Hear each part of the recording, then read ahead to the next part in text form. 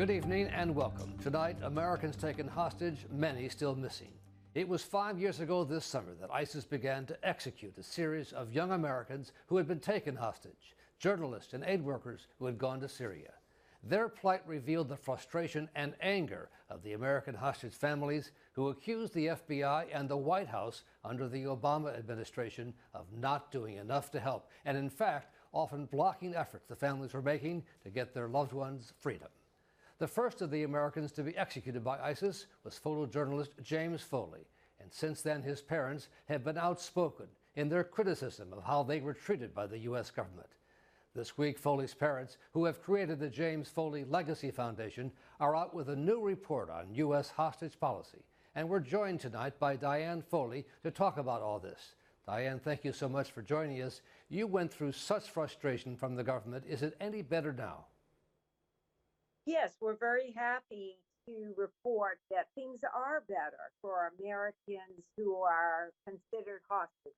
That is, Americans who are held by terrorists, criminal gangs, or pirates, if you will. We also found out that Americans who are unlawfully detained by foreign governments, on the other hand, are sorely in need of similar help, similar interagency effort to bring them home. That would mean people like Robert Levinson, like in Saudi Arabia, there's a Dr. Walid Fatai, Venezuela, Tomei Badel, in Iran, Princeton graduate student Wang. So there are hundreds of unlawfully detained Americans by foreign governments who are in need of a similar interagency effort and support by the highest levels of government. And Diane, as you know and as you said, a number of Americans taken hostage over the last few years remain among the missing. Journalist Austin Tice taken in Syria, and as you said, former FBI agent Robert Levinson, last seen in Iran, who issued this chilling plea to the U.S. government on video. And please help me get home. 33 years of service to the United States deserves something. Diane Foley, just how many Americans are there who remain hostages overseas? You know, the actual numbers are classified, and we are trying to get more accurate numbers, but we definitely estimate hundreds of Americans are taken hostage and or unlawfully detained every year abroad. You say hundreds of them, really? Hundreds, Brian. Many are not reported because often they feel the best way to get people home is to keep the case very quiet. But at times that benefits captors and doesn't get the attention of the highest levels of our government. And Diane, on that point, a question for you from our control room from executive producer Rhonda Schwartz. Rhonda? Diane, hostage families are often told to keep quiet, not to tell the public, not to tell anyone what's going on. What's your thoughts on that, having been through all this? Every situation is very unique, and it really depends on the family, because it is true that a lot of media coverage can increase the value of hostage. So one has to take that into account. It also can help find the person and find people who might be able to help them come home.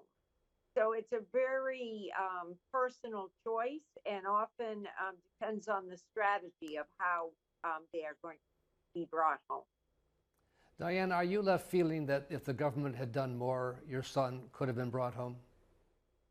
Oh, definitely, Brian. I feel that we did not engage as a government because of the civil war in Syria, and therefore we missed out on a lot of intelligence about ISIS that we would have known had we engaged with the captors of the 4 Americans. So I do feel it could have turned out differently if our government had negotiated with them. The stated U.S. policy is that Americans don't pay ransom to get hostages released from terrorists. That was the case. They told you, in fact, they actually threatened you with prosecution if you tried to raise the money on your own. Is that policy, you think, correct? Well, there's no actual research that shows that not paying ransom brings people home. It's actually the opposite.